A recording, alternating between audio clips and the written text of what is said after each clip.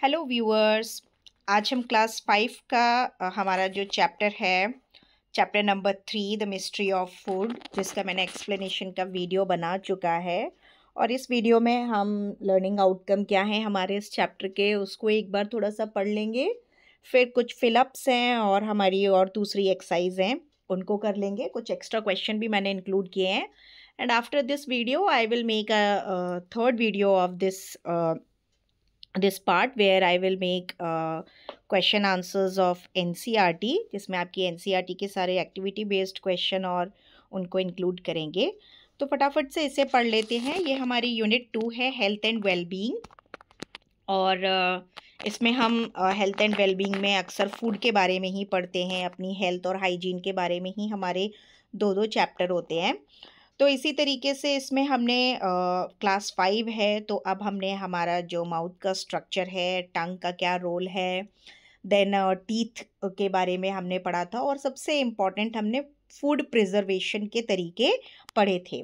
हमारा खाना क्यों ख़राब हो जाता है, अच्छे माइक्रोब्स और बैड माइक्रोब्स के क्या इफ़ेक्ट होते हैं, माइक्रोब्स क्या होते हैं, उनके बारे में पढ़ा था। फूड स्पॉइलेज क्या होता है उसके बारे में पढ़ा था। तो फटाफट से इस चैप्टर की समरी तो मैं जैसे कि पहले ही एक्सप्लेन कर चुकी हूँ। Student learn how to take care of food and explore various traditional Indian method of food preservation. Different तरीके के जो फूड हैं उनको हम क्लास 4 में पढ़ चुके हैं, 3rd में पढ़ चुके हैं। हमारी जो फूड की कैटेगरीज़ हैं उनके बारे में भी पढ़ चुके हैं, न्यूट्रिएंट्स के बारे में पढ़ चुके हैं। और ये पर्टिकुलर इस चैप्टर में हम फूड प्रिजर्वेशन के बारे में पढ़ेंगे कि हम अपने खाने को फूड प्रिजर्व कैसे करते हैं, है ना। और फूड प्रिजर्वेशन की ज़रूरत क्यों होती है।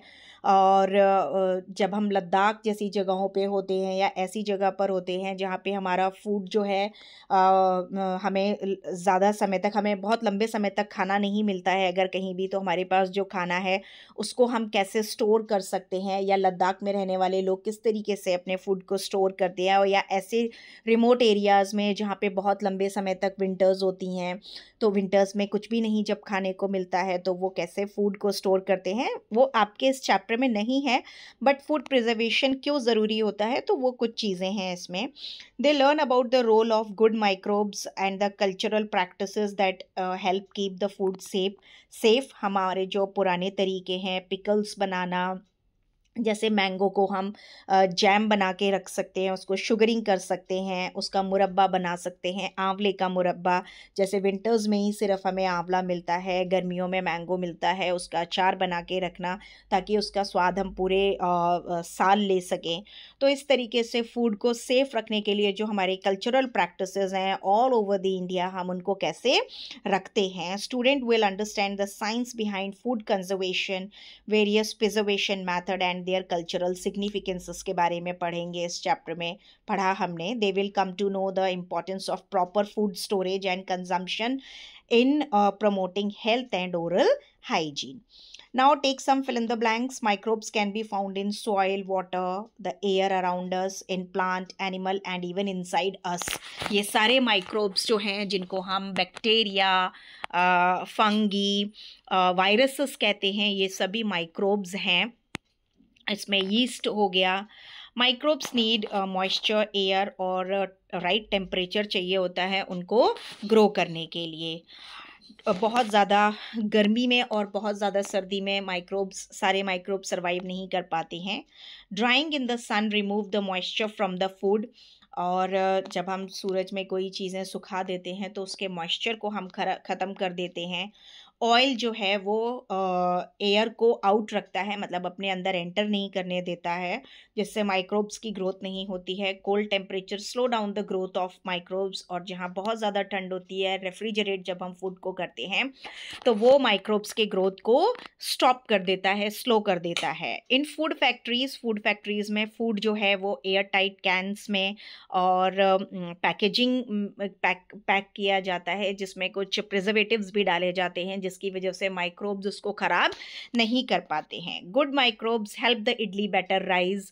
और हमारे जो इडली है और जो फर्मेंटेड फूड्स हैं जैसे कांजी हम लोग खाते हैं, उनमें गुड बैक्टीरिया होते हैं।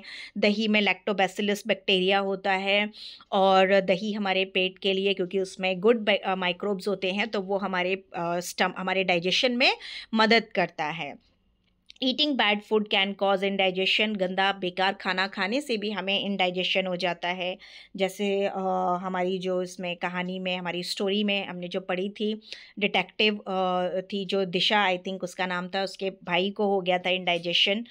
Seasonal fruits taste better when they are in their season, और सीजनल फ्रूट्स और वेजिटेबल्स जब वो अपने सीजन में होते हैं, उस सीजन में उगाए जाते हैं, खाए जाते हैं, तो वो न्यूट्रिएंट्स में भी बेस्ट होते हैं और अपने टेस्ट में भी बेस्ट होते हैं।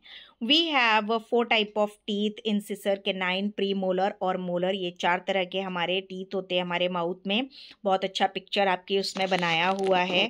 आप ये भी जानिए कि इंसिसर कितने होते हैं। 8 इंसिसर्स होते हैं, कैनाइन 4 होते हैं, फिर प्री मोलर और मोलर कितने होते हैं हमारे माउथ में, और एक अडल्ट के माउथ में कितने टीथ होते हैं। ठीक है। While chewing food are mouth release saliva. जब हम अच्छे से चबा चबा के खाना खाते हैं तो हमारे माउथ में सलाइवा यानी हमारे जो थूक है वो बनता है, जो डाइजेशन में मदद करता है।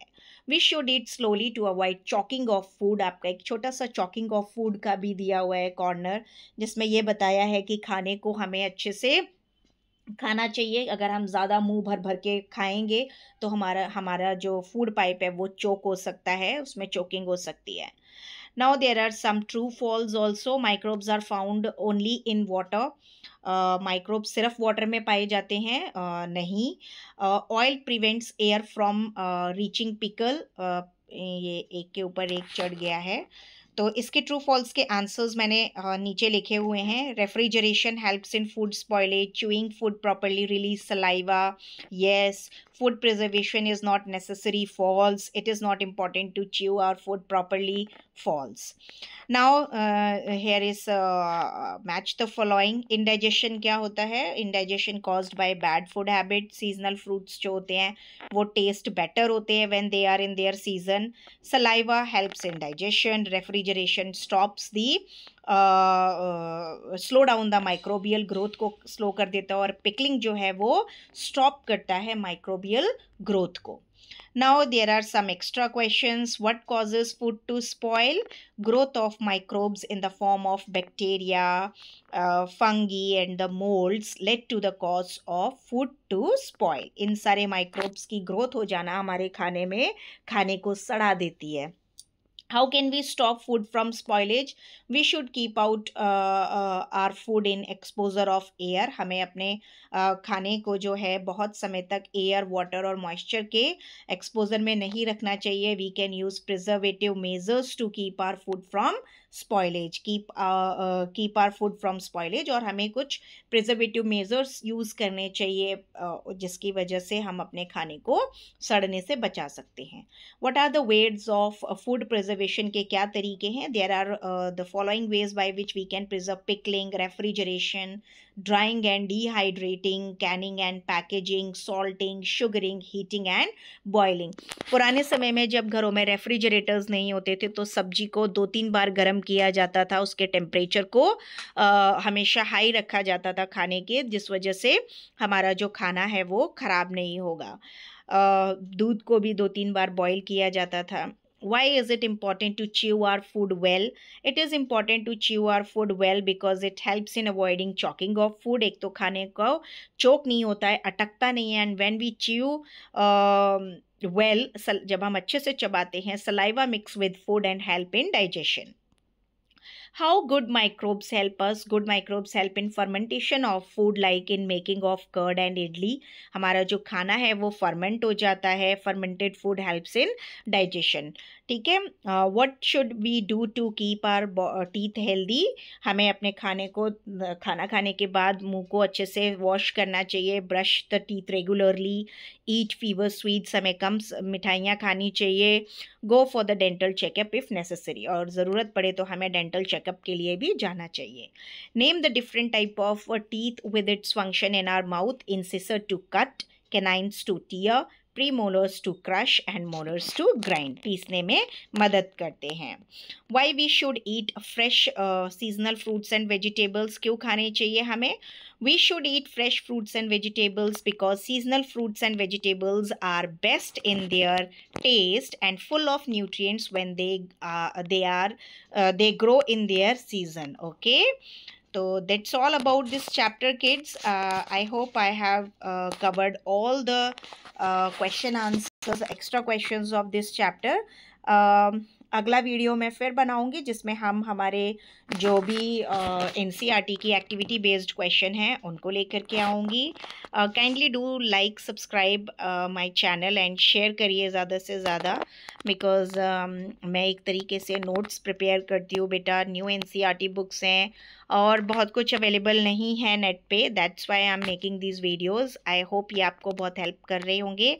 और ज़्यादा से ज़्यादा सब्सक्राइब करिए सो दैट मैं ज़्यादा मोटिवेटेड रहूं और वीडियोस बनाती रहूं. तब तक के लिए बाय बाय.